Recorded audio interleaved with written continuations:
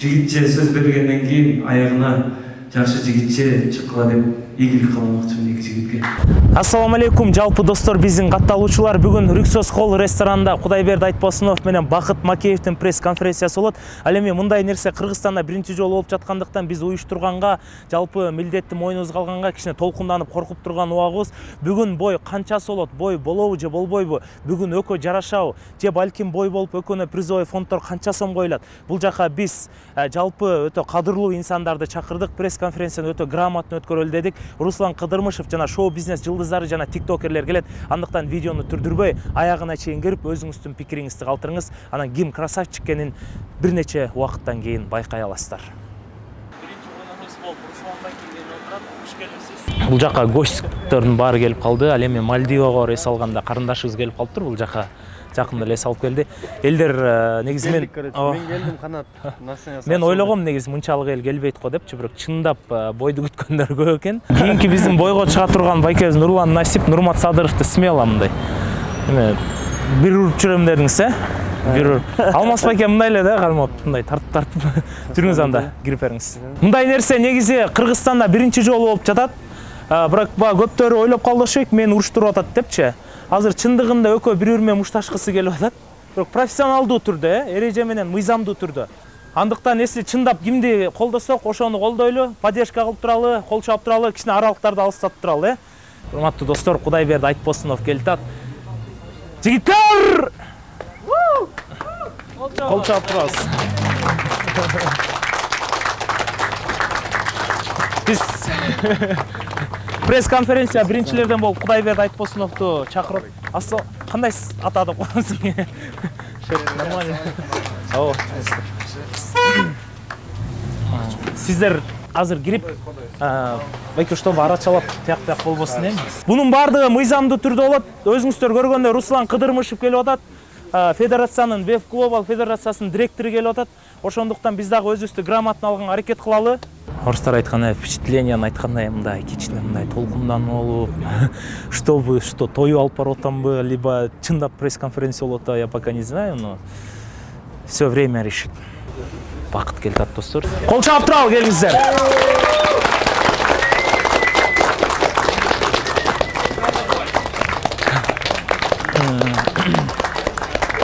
Өкөңөр,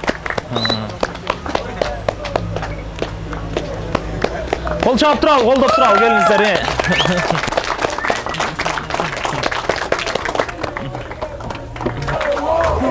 Нету интереса доказывать. Бул жакта өкө пока кайтап турат силерди. Мою потом сумку надо забрать. Да. Сумканы. Всё, ортону ачып коебуз, келеле. Ал эми барыңарды экинчи этажга киргениңерди суранабыз. Чтобы... Нет, чтобы... Давайте. Как самочувствие? Самочувствие мощное. Заряд. Я почти волнуюсь. У нас такой первый. Я не волнуюсь. Я пришел. Баягындай урушуп кетмей жок. Жигиттер все грамотно алып, потому что бул жакта уважение болуш керек. Руслан Кыдырмышев келип отурат. Веб Глобал Федерациясынын президенти келип отурат, силерди сыйлап. Ошондуктан Руслан байкенин айтканын угабыз, Кудайберди мырза. Ачуулук алдырмай жок. Нормально, баары тынчып көрөлү. Биякта Руслан Кыдырмышев силерди уважать этип келип атат. Ошондуктан сөгүшмөй жок. Монча элди уважать этип келип атат. Ошондуктан тынч өткөргөнгө аракет кылалы, Мен абдан толкунданып жатам. Бунун башталышы мен Канат Шоуменден YouTube каналыма өкөнү интервьюга чакыргам. Негизи ойлогом мен башында булар жөн эле хайп кылып эле сүйлөшүп алып эле, давай бой кылабыз, хайп кармайбызго деп, ушинтип эле сүйлөшүп алышканга деп өкөнү бирок отдельно телефон менен чалып чакыргам. Бирок интервью 1 саат 40 мүнөт болду, бирок 1 саат 40 мүнөттүн ичинде ачыгын айтканда өкө аябай мушташты. Биздин студияны талкалады. Студияны талкалаганда да жапчаң кружкаларды да талкалады. Примерно биз YouTube'га негизи 20 мүнөттүк видео чыгардык, бирок 20 мүнөттүн ичинен ошондон дагы көп мушташкандарын кесип таштадык да. Кимдир бирөө ойлошу мүмкүн эми муну өкө хайп үчүн кылып жатат. Балким видеодо мушташышы мүмкүн, балким элдер хайптеши мүмкүн. Бирок өкө чындап бири-бирине баягы мындай өчөчтүктөрү бар экен. Анан Кудайберди Айтбосуновдун досу Бакыт Макеевдин достору дагы бири-бирине телефон чалуулар болуп атыптыр. Бул жака чыккыла, шаардын чекесине чыккыла, ушуну сүйлөшөлү, чечели депчи. Анан өкө Кол чаап туралычы, мен кичине толкунданып атам аябай. Анан ал жактан дагы элдер ар кандай мнениясын айтты. Канат мусулман болгондон кийин экөөнү жараштырып эле койбойсуңбу? Как будто болуп кетти да, как будто экөөнү мен уруштургандай болуп кеттим да бул жерденчи.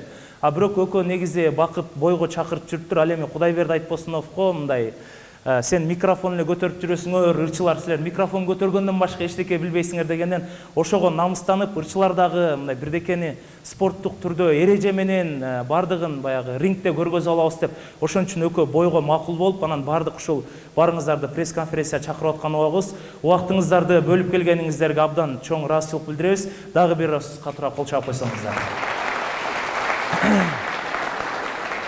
Эртең Кудай буйрса, ыйык орозо айы, ыйык Рамазан айы.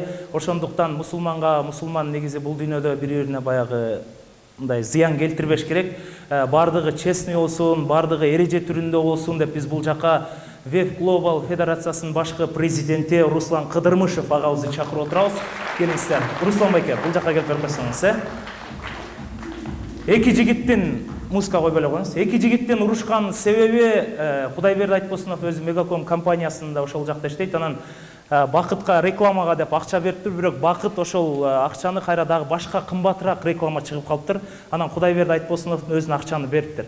Анан ошондон улам урушуп кетиштир. Бирок ал урушкандын бардыгы артта калсын. Мен экөө менен тең отдельно сүйлөштүм. Экөө тең негизи, экөө тең мындай уже биз башка орозо айында Бакыттын сөздөрүн, мен Кудайбердинин сөздөрүн кечирдим мусулманчылык сыпат менен деди.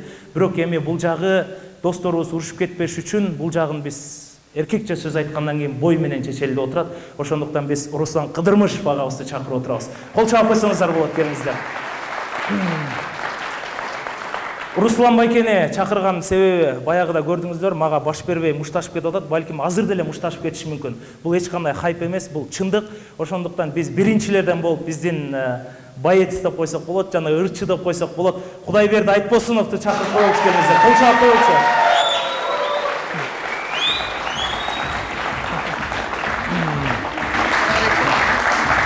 Assalamu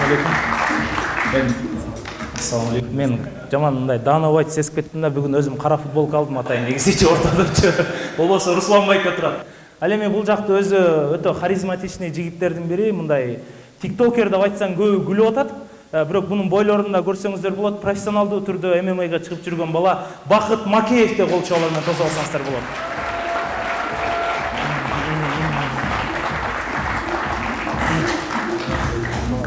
Жигиттер, мени сыйлабасаңар да футболканы сыйлагыла деп элексиң. Атайын Руслан байкени сыйлагыла. Бул жакта урушмай жок. Ошондуктан ордундуктар сиздер үчүн даярдалган. Жигиттер менен өзүңүз бир сыйра сүйлөшүп алсаңыздар болот. Келиңиз Руслан Кыдырмышевга дагы бир жолу кол чаап коелучу. Анткени Руслан байкени ойлогом негизи мындай нерселерге мен келе бербейм чача-мачаңарга депчи. Бирок экөө чындап бойго чыгам дегенде Руслан байке өзүнүн убактысын бөлүп келди. Рахмат, ыраазычылык билдиребиз сизге. Сөз кезеги сизде. Саламатсыздар. Мен негизи канатты федерация вице-президенти болуп окшойм да. Потому что мындай адамдар өтө керек бизге, которые имеют такое организовать дегендечи. Анан баягы солай канат имөгөбүз, канча жылдан бери ага эмне болуп жүрөбүз, анан баягы чалып калды. Руслан байке ушундай болуп атат. Өгүнү жана өзү айтып өткөндөй мындай жарыштырайын дедим, тигиндей жарыштырайын дедим. Анан бирок сиз келип бериңиз. Эмнеге дегенде бул айтканда для легитимизации этого боя микрофон спорт болсун депчи. Ошондуктан канат менен дагы буга чейин сүйлөштүк. Албетте бул элде биз жанагы профессионалдык бойлорду өткөзүп көргөнбүз. Анан бул негизи жакшы нерсе болот да. Эмне дегенде орусча это показывает, что будто ты человек творчества, ырчысың, тиктокерсың, тең гана болбоп, за этим человеком всегда остается мужчина, да? А көп эле болот, жана ырчылсыздар булар жанагы айтылгандай эле микрофон мындагы эле өтө эле творчествого кирип кетет депчи. Не знать, что за каждым творческим человеком остается тот же мужчина, баатыр, кыргызыбыздын баягы жигитчилигин эч убакта эч ким алып койгон эмес да.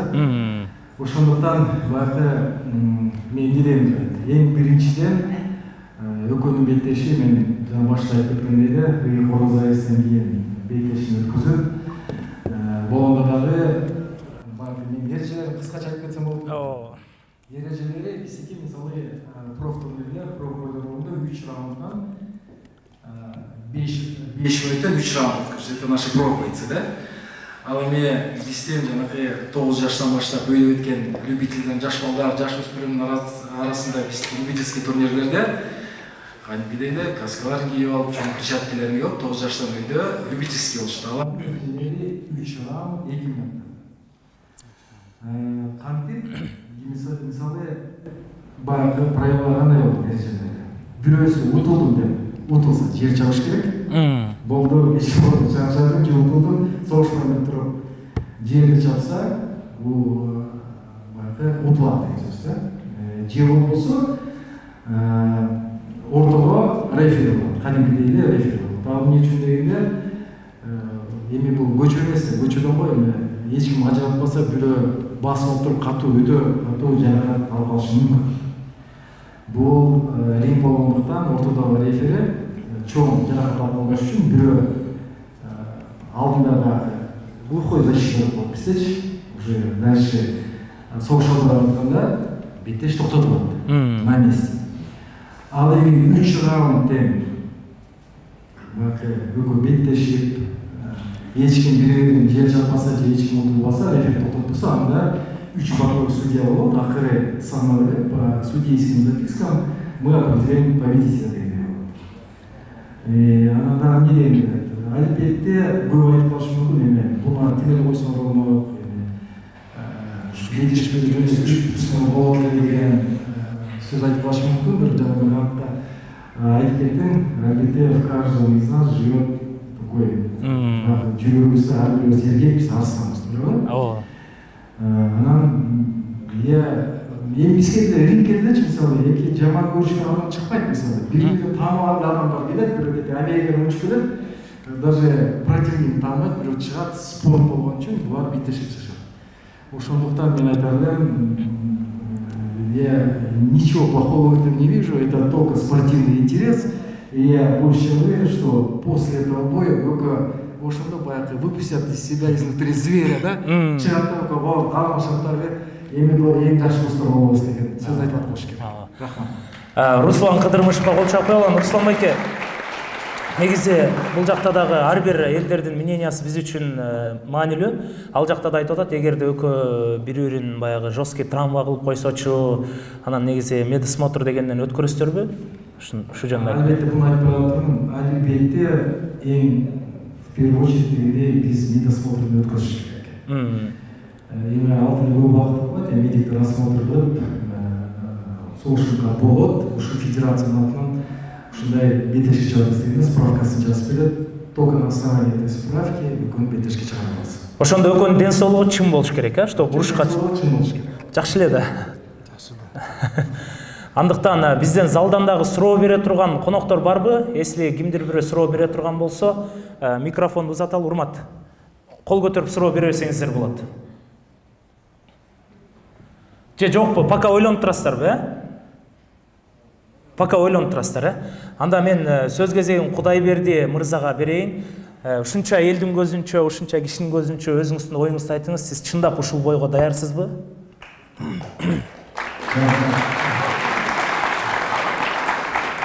Концертте андай толкунган эмеспиз. Ассалам алейкум баарыңыздарга, урматтуу кечкилер. Рахмат ушундай келип колдоп коюңуздарга, колдоп баштап өзүм чыгармачы байкелерим, достор, кетилери. Анан мен оюмча мен даяр болсом да даяр болом. Себебинде көп сөздөр менин адресиме келип калган.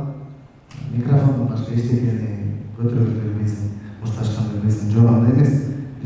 Эркекпиз да, эркектик намыска тигенден кийин өзүңдүн эркектик намысын баш керек да, сөзүңө турушуң керек. Сөзүңө тура албайсың, анда айтпа. Айтылган сөз атылган ок деген. Ошондуктан мен өзүмдүн сөзүмө турам, бойго даярмын, буюрса даярданам. Анан наказывать этебиз.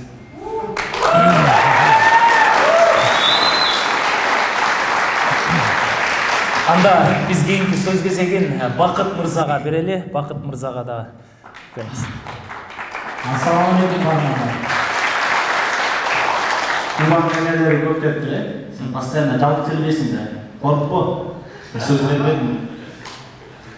Ты говоришь, что ты готов к поединку. Ты хоть один раз в своей жизни дрался с кем-то? А? Да. Чё да? Да, я дрался. Во сне?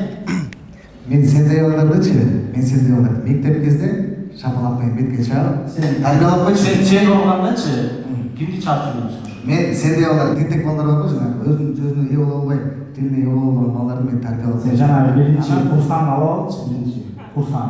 Не? А потом уже что-то Жоқ, құрсақ ал. Ты... Дайте даже самому смешно. Алынады, қорықпа. Сен қорықпай аласың.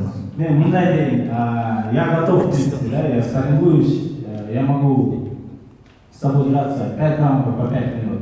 Дело в твоей выносливости. Если ты думаешь, что... Я видел, как ты боксируешь, ты полагаешься на свою правую руку, но мен груша емеспін де, саған тұрып бере бермеймін де. Балки бірінші раунд боласың, екінші раунд, үшінші раундда сен шаршап қаласың да уже. Тілің сен салынып қалады. Бала қойды, осының башына езгілер деп кетіп қалады. Бақыт мырза, эмнеге сіз өзіңізге ушунчалык уверен болуп атасыз? Эмне себептен? Мисалы, Кудайберди Айтбосунов менен мындай толук түрдө мушташып көрөлексиңер да, туурабы? Ооба, бирок мен спаррингтешкенде есть ребята, которые тяжелее меня, сильнее меня, и аларга мен туруштук бере алам. Спаррингте? Ооба, спаррингте. 3 раунд смело туруп бере алам. Они такие матерые, да, ребята.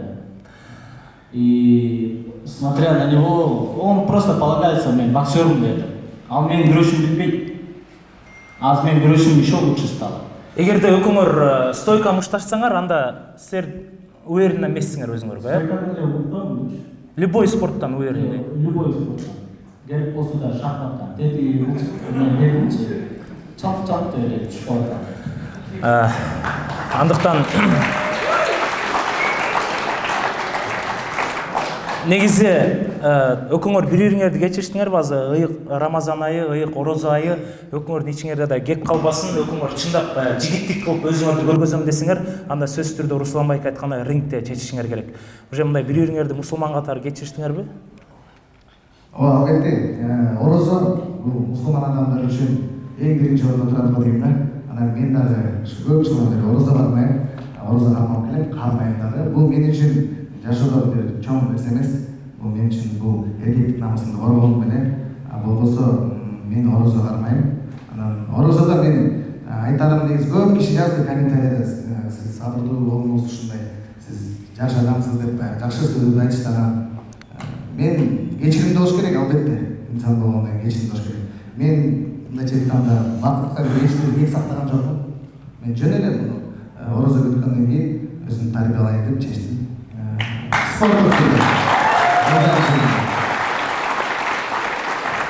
Бақыт мырза, сиз өзүңүз. Да, я был зол, но сүйлөп, сактырды, бирок негизи баарына полный историяны билбейсиң. Ал интервьюдан кесип калган нерселер да бар, сактын деп. Мен изначально айткам, бирөө башка көрүп төлөпөсө ошого келген дегенсиң. Сен, пожалуйста, койчу. Турат, артынан турган үчүн. Это первое. Второе, я себя не считаю сактным. Если тебе дали там такую же сумму тебе дали, то ты там старше ушел бы. Я Кубаға ничего такого плохого не имею. Просто мен көп сүйлөдүм, ошол сөзүмдө я должен ответить. Чтоб все знали, мен бир бала калып эле сүйлөп экен, сөзүнө туруп экен. Жок, мен сүйлөдүмдү, Орозодон кийин, Орозону жаштабайлы, Орозодон кийин мен муну тийине албай коем. Андан сөзсүз түрдө Кудай сактасын, правила менен өткөргөнгө аракет кылабыз. Анан урматтуу биздин жалпы келген ушу пресс-конференцияга келген коноктор, Орозодон кийин где-то бир 10 күн жигиттер восстановление болуш керек. Кудайберди мырза Орозо кармайт экен. Ошондуктан биз бойдун датасын экөө менен тең отдельно телефон менен чалып сүйлөштүк. 29 майга деп чечтик. Кандай дейсиздер? Эгерде Кудай сактасын, эгерде шаар карантинге жабылып калбаса, анда бул бойду сөзсүз түрдө биз любительский кылып чоң эле жерден өткөргөнгө аракет кылабыз. Ал эми ушунча мушташ болуп жаткандан кийин экөөнүн ортосуна дагы негизи сөзсүз түрдө приз коюш керек, приз. Анан баягы өкөтең мага чалып эми бойду сен уюштуруп атасың. Өкө деле акча сураган жок. Бирок көрүп аткан элдер деле айтат болуш керек, өкөнү ушунча уруштургандан кийин жеңүүчүлөргө приз коюш керек деп. Ошондуктан мен өкөнү кимис утса 300 000 сом приз коёюн деп чечтим. Кое туруңуздар. Мен анчалык куртой эмесмин, 300 000 сом койгудай. Бирок биз спонсорлорду да сөзсүз түрдө издейбиз. Андыктан спонсорлор болсо, мына Эламан мырза окшогон спонсорлор болсо, Макс Сүлеев окшогон спонсорлор болсо, жарымын таштап кетсеңиздер болот. Эгерде вообще спонсорлор жок болсо, эгерде таштап кете албайм десеңиздер, анда мен колумда жүргөн машинам бар. Машинамды сатып болсо да кимис утса 300 000 сомду элдин астына алып чыгып, сертификат менен биз тапшырабыз. Ошондуктан достойный бой болушун каалайбыз. Андыктан залдан дагы ушунча элдер келгенде дагы сөзсүз түрдө суроолор бар болуш керек. Биз микрофонду залга узатабыз. Кимде кандай суроо бар?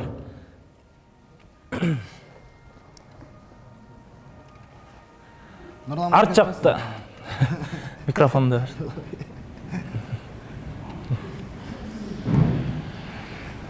Assalomu alaykum. Mening suro'im Xudoyberdiga.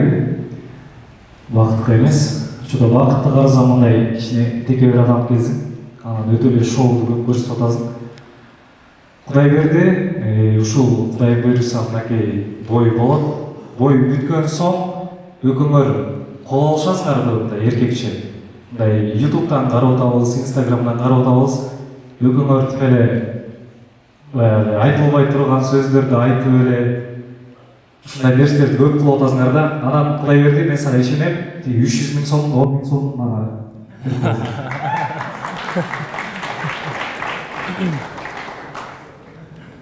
Бойдан чаларга, бойдан кийин элдешебиз, элдешпейбизди билбейм, айта албайм. Мен бирок өзүм негизи кечиримдүү инсанмын, бирок билбейм, кечире аламбы, кечире албайм. Өзүнүн кылыгынан, өзүнүн мамилесинен көрүнөт анан. Ошо калган болсо сизге 10 000 сом буйруса уталы. Анан кийин сүйлөшөбүз дейт да. Чоң рахмат, кол чалып коелу. Ал эми кийинки сөз Самат Аскарбековдо келиңиз. Ассаламу алейкум, баардыгыңыздардан Рамазан айы менен. Эми бүгүнкү ошо конференция болуп атат, экөөңүздөрдөн келдиңиздер. Суроо экөөңөргө тең тийиштүү. Суроону да капталынан берейин. Кыргыздын жакшы сөзү бар. Экидөө кырылышса, ортодо кара чыңгыр өт деген бар.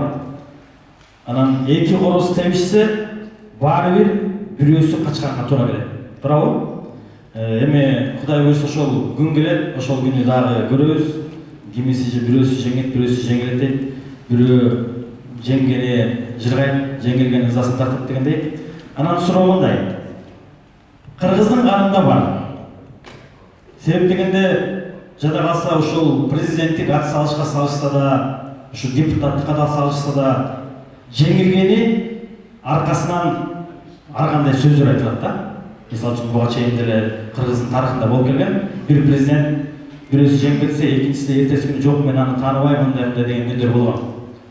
Анан милдеттүү түрдө бирөөңүздөр жеңилесиңер. Жеңилгенден кийин эртеси күнү кайра сөз болбойбу дейм да.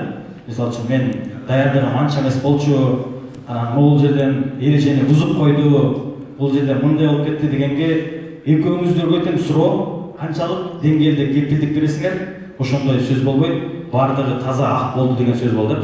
Себеп дегенде медалдын берки жагы дагы аркы жагы да болот, Чоң рахмат.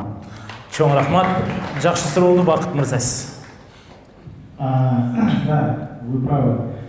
В этой битве есть проигравшие и выигравшие. Мындай айтайын, мен жеңилсем, решением судьи дагы билмесе, я приму это поражение, потому что, значит, проиграл. Но я могу гарантировать, что тебе очень тяжко будет. Это самые тяжелые 3 раунда. Ты мне помнишь, в прошлом году говорил, что ты не можешь похудеть. Вот. За 3 раунда я тебе такой фитнес устрою. Будешь летать с одного точки на другую. Вот. Если утулсам, мен ошо калбадым. Значит, Кудайдын берген ушундай. Сен азыр эле утулуп атасың да. Мен утулбайм, буйруса. Аракет кылам, утулбайм. машыган. Бирок мен кара кыздын аңына эмес багынан дегендей бар го. Буйруганы көрөбүз, утулбайбыз бирок.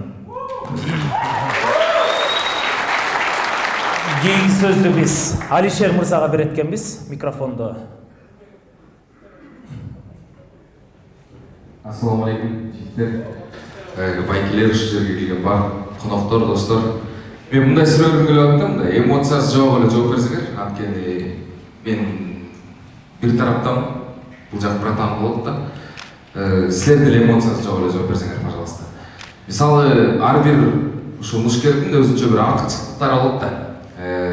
Бакыттыкы, мисалы, партерде жакшы иштейм деп, Кудай берди, байкебиз болсо, бокска катышып жүргөнүн билебиз да. Өкөңөрдүн тең, оюңарды окуп келип отуруп, канчанчы раундда жеңишке жетишиңер мүмкүн. Бакыттан баштасак. Бакыт канчанчы раундга чейин мушташа алам деп ойлойсуз?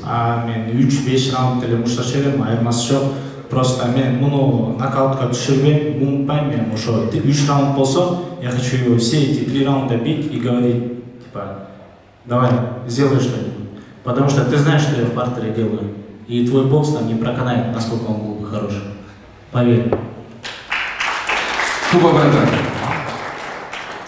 Сен 3 раундга выносливостьуна ишенип атат.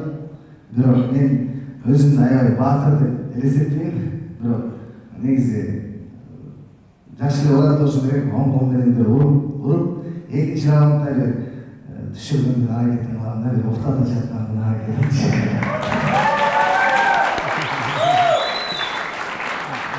Дагы барбы залдан суроолор? Максат Тулеевке беребиз. Келиңиз. Макс Тулеевке сөз беребиз. Ассаламу алейкум. Барыңыздарды Рамазан айыңыздар менен куттуктайм.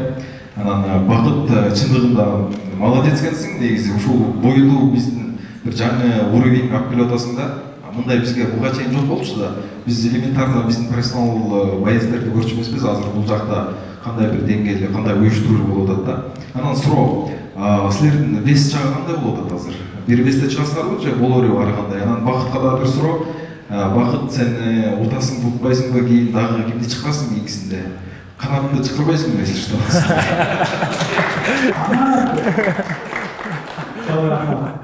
Это сон суроо.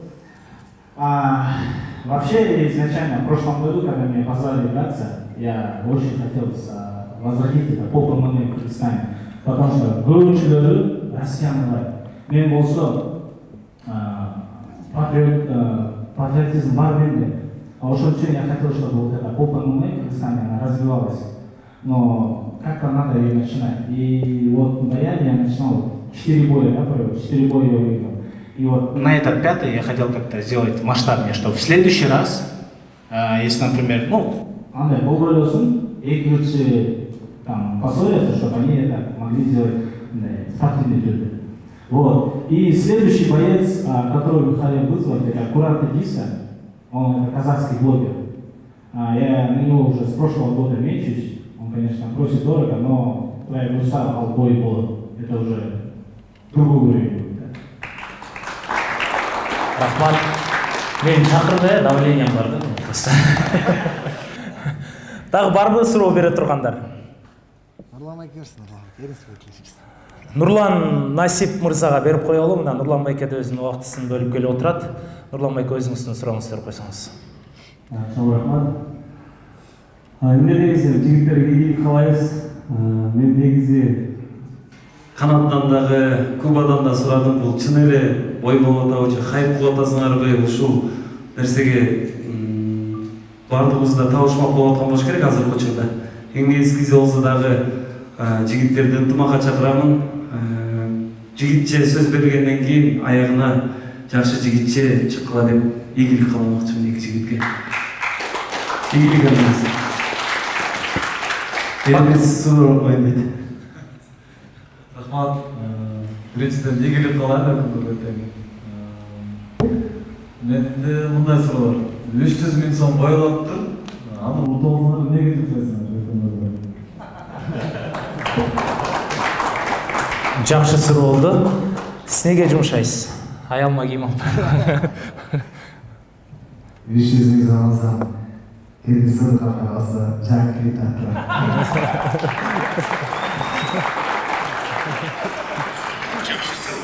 Siz neге жумушайсыз? ТикТока де. Жоқ, у меня есть, я в этом году начинал благотворительный фонд, но из-за того, что ақша жетіспей, я его прекратил. Құдай бұйырса, если ошо ақшаны ұтып алсам, 40%-ын ошо жұмсаймын.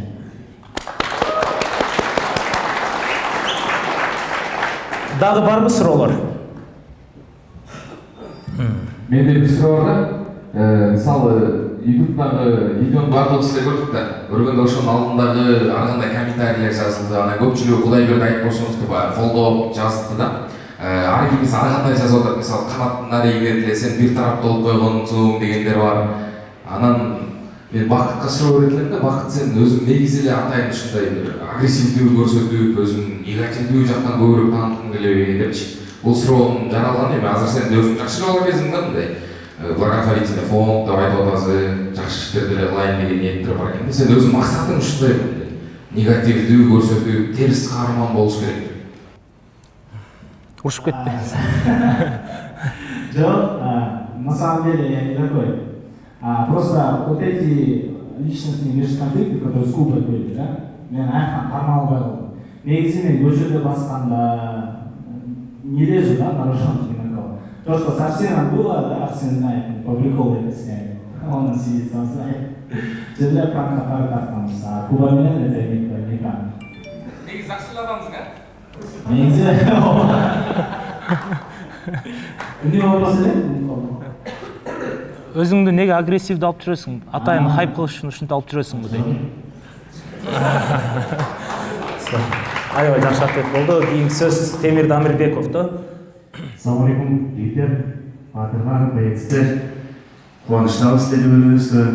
Мен Кудайберди Айтбосунов, мен негизи бир командадамын, мен бир тууганым. Ошон үчүн келип отурам бул жерге. Бирок жанагы жогоруда айткандай Бакыт, көп жерде жана мени саткын деп атасыңар, негизи. Көп жерлер кыркылып кетиптир деп атат. Бирок элге ошол сен саткын бойдон таралып кеттир YouTube'да. Демек суроо. Ошол кыркылган жерлерде конкретно эмне болгон, эмненин айына башталган биринчиден. Экинчиден жигиттер кыргызда бир жакшы макал бар. Жакшы элдин балдары бирин-бири баатыр дейт. Жаман элдин балдары бирин-бири катын дейт. Андыктан байкап турсаң, жанатан бери мен тигинтип коем, мен мынтип коем дейт. Бул макалга кандай жооп берет? Рахмат.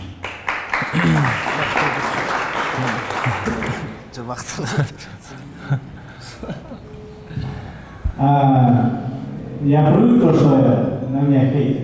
И когда остатные мужчины шаттанда 80% против меня были. И сейчас колдошла, я думаю, где-то процентов 5-10. Мы уже привык, да? Всегда я один ходил, я один поднимался изначально. Она у макалатка, она вопрос. Ой, ответ. Биринчи Куба пусть ответит, а кто меня? Келес. Рахмат. Темир, жакшы суроо болду. Негизи батыр деген жакшы да. Бирок мен ойлойм, батырмын деп айта албайм. Бакытты деп батыр деп айта албайм. Себебинде бул өзүбүздүн ич ара болуп кетти. Бири-бирибиздин аброюбузга сөздөр болду. Бирок катын деп да айта албайм. Батыр болуш үчүн биз көптөгөн нерселерди кылышыбыз керек, көптөгөн ийгиликтерге жетишибиз керек, көптөгөн элибизге кызмат кылышыбыз керек. Ошондо биз батыр деп айтылбайбыз, бирок ошого кичине болсо дагы салым кошкон болобуз деп ойлойм. Темир мырзанын суроосуна мен жооп берип кетейин. Негизи сиз айткан деле бир чети туура. Бирок кыргыздын жигиттери эч убакта көчөдө бири-бирине зыян келтирип мушташкан эмес. Анткени өкө тең кыргыздын жигиттери. Ошондуктан илгери ата бабаларыбызда деле болгон. Эгерде кандайдыр бир ортодо келишпестик болсо, аренага чыгып элдин көзүнчө күч сынашкан. Ошондуктан мен эки жигиттин кылып жатканы бул баатырлык деп эсептейм. Эгерде өкө достору менен сыртка чыгып мушташып бири-бирине зыян келтирип, ортодо кандай конфликт жаралса, бул анда мындай Кытай менен Кыргыз урушуп аткан деп эсептейм да. Ошондуктан мен ойлойм, булар чыныгы өзүнүн күчүн, баатырдыгын көргөзүп, эреже түрүндө рингке чыкканы бул туура деп ойлойм.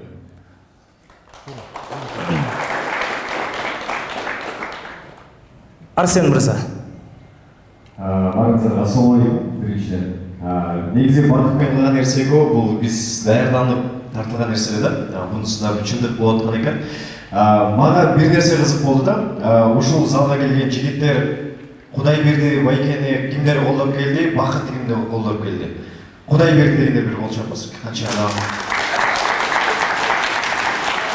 Бакытты колдоп келгендерчи? 50 экен да. Мага кызык болгон суроо, мисалы мынакей бойго бир ай калыптыр. Ушул бойго кандай тренировка кылып жатасыңар? Кайсыл жака бир аз да болсо усиление берип атасыңар? Балким Кудайберди байке бокс жагынан жакшы болсо, балким күрөш жагына басым кылып атасызбы?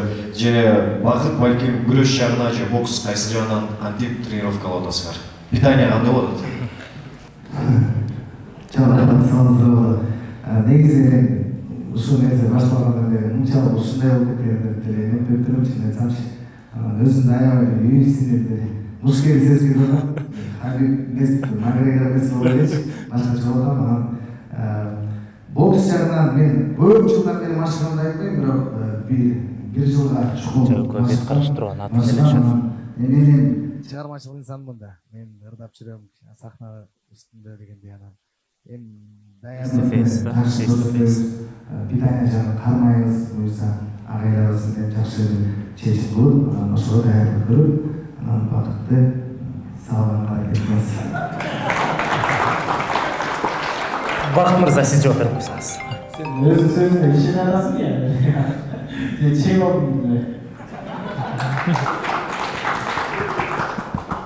Даярдык болот. Бокс менен машыктан уже 2-нчи ай. Жооп берем уже палатам попадает, так что это не хухры, да. Күрөш менен я дальше продолжаю заниматься. Питание жагынан Ошкозадан контракт бар менде, бир салой менен, ошо менен шактан тамактанам. Что басып алсаңыз кнопканы. Биринчи жолу микрофонго баарыңыздар келе жаткан оразаңыздар менен ушуну эки жигит ушуга жеткизбей эле бир ымалага келип же бир чыгармачылык чөйрөдөгү улуу майкелер келип деп токтотуп койсо болот беле экөөңөргө да. Бир чекке алып барып экөөңү жекече сүйлөшүп бүтүрүп койсо болот беле. Андан кийин эми орозодон кийин белгиленип жатат. Кудайберди орозо кичине болуп калбайбы сен? Кичине дагы жылдырса сен орозодо кичине алым кетип дагы кыйналып калышы мүмкүн да. Анан Бакыт сен орозо кармайсыңбы? Ийгилик. Кудайберди курсактууларды уятылган. Ийгилик каалайм. Жакшы суроо болду. Негизи мен да жараштырайын деп аракет кылдым. Андыктан сизден жооп болсун. Ага, жараштырайын деп көп байкелер жазды, чалды, токтоткула мындай жөө жамокторларды деп айтты. Бирок элге деле ушундай жарыялайын дегенде ойлоп болчу.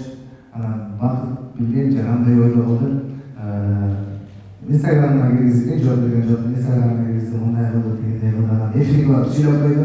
Мен жөнүндө аябай аты жөнүн калтырган деген сөздөр, микрофондо бир жагынан бирдеме деген сөздөрдөн да. Анан мен айттым бери жолуккан жерден мен өзү эле ичара чечейин деп ойлогом, бирок ошол жерден камера күйүп ошол видео тарап кетти. Андан кийин канал бизди элдештирейин деп өзүнүн эфирине чыкты. Ал жакка барганда ой келди сөздөрдү сүйлөп, анан бири-бирибизге кичине ачуу калтырдык. Мен көрүп калды да баары. Мен айттым, бул мага бир суроого туура болду да, сен менен мушташасың, сен менен мушташасың. Мен айттым, мен сенден коркпойм дедим да.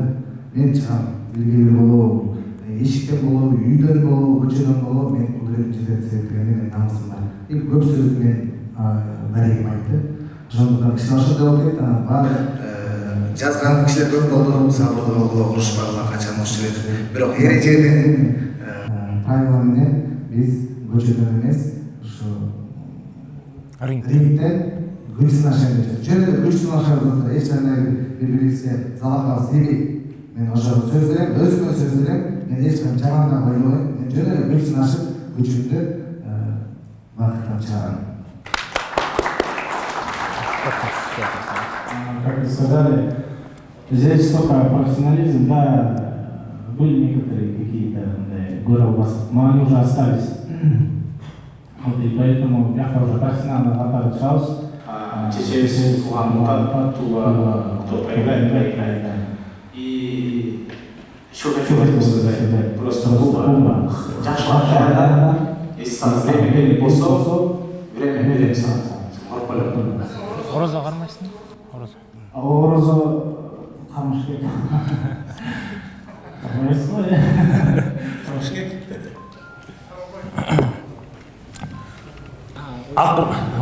Я забыл. То, что он говорит, я пришел на встречу, я с другом, нас было двое. Бой вот часом шықпайсың, это было после декабря, января, то есть уже отношения жаман болып қалған. Он начал подкалывать, өзің бәйіз болар дейші, ушундай тамаша түрүндө ана переросло, как бы сказать, негатив. И потом он говорит, мен керек болса сен түшіріп қойдым. Я такой, ничего себе, қандай түшіресің? И вот оттуда я пришел, потом сказал, сен не, ұрсашың келеді ау деймін. Биздин оң жагыбызда турган өзгөчө боец мырза жакында бойго даярдык менен өтө күчтүү функционалка менен турган Бакыт Макеев. Ал эми сол жагыбыздагы Кудайберди Айтбосунов.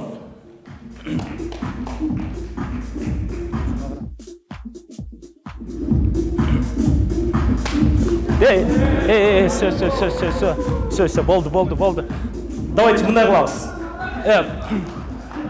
Все, сиздин өзүңүздүн мнениеңизди айтыңыз, болго калган рингтен чечебиз. Болду, рингтен. Мнениеңизди айтыңыз. Просто не, отпусти, ничего не будет. Нет. Из-за уважения к вам я ничего не буду делать. Если бы не вы, я бы его тут же замотал бы. Просто я скажу, Куба, держись, я тебя убью на ринге. Ты меня посмотри мне в глаза, посмотри. Не, нормально все, песен. Куба, вот эти последние месяцы доживай. Потом ты пожалеешь о своем деле. Ухтунгу. Наслаждайся своими последними жизнями. Я тебя утоплю. Или не могу? Анда Бакыт мырза, сиз Бакыт мырзаны алып кетсеңиздер болот. Кол чаап коелу келиңиздер. Кудайберди мырза, бул жактан өзүңүздү кармай албай кеттиңизби? Мен келип калдым, сөзүп кечирип сұраймын сен ачык ауырайын. Өзүм келип калдым. Кечирип коюңуздар, мен келип калсай. Сиз пока чыкпай турсаңыз болот. Пока. Урматтуу көрүүчүлөр, кетпей турсак болот. Барыңыздардын келип бергениңиздерге чоң рахмат. Бул жакта Руслан Кыдырмышев, ВЕФ Глобал Федерациясынын президентине да кол чаап койсок болот. Буюрса, Руслан Байкенин правиласы менен болот. Эч кандай ортодон зыян келтирбейт. Көчөдөн да жолукпайбыз, көчөдөн жолуксак мушташып да кетпейбиз жигиттер. Андыктан ушул эки жигитке ийгилик каалап бир кол чаап коелу келиңиздер, Руслан Байке да кетпей турасыз. Руслан Байке, өзүңүздүн мнениеңизди айтып койсоңуз болот. Жакшы баргыла достор. Эми жолугушканча сак-саламатта болуңуздар. Кудайбердиде сүйлөшүп, анча-мынча ММА'дын залдарымы, тренерлеримге өзүм дагы берет окшойм азыр. Эми жакшылап даярдан, ийгилик каалайм, Бакытка дагы, сага дагы ийгилик каалайм. Эми эң негизгиси травмасын жакшы өткөзүп алат. Кол чаап коелу анда. Кудайберди мырза, сиз үйүңүзгө түп-түз бойдон кете берсеңиз болот. Эч кандай бизге скандалдын кереги жок. Келиңиздер, досторду сопровождать этпесек болот. Ал эми келип берген жалпы биздин көрүүчүлөргө ыраазычылык билдиребиз. Эгерде оорудан Кудай сактасын, эгерде баары жакшы болсо, профессионалдуу түрдө бой болот. Баарыңыздарды бойдо күтөбүз. Рахмат. Ал эми ушул Риксос Холл ресторанына да кол чаап коюңуздарчы. Ким үйлөнсө, ушул ресторанга келип үйлөнсөңүздөр болот. Анткени Бишкек шаарындагы номер 1 той сервис Риксос Холл, Вавилон, Империал, Салкын төр. Кол чаап коюңуздар, келиңиздер. Урматтуу жалпы көрүүчүлөр, өзүңүздөр көргөндөй бардык эреже түрүндө өттү. Бул жакта жараштыралы дегендер да болду. Бирок эми өкө чындап баатыр катары өздөрүн профессионал катары сынайм десе, мындай весь народ келсе да ага жардам бере албайт. Бирок бардыгы Руслан Байке айткандай эреже түрүндө өтөт. Андыктан өзүңүздөрдүн ой пикириңиздерди калтырсаңыздар болот.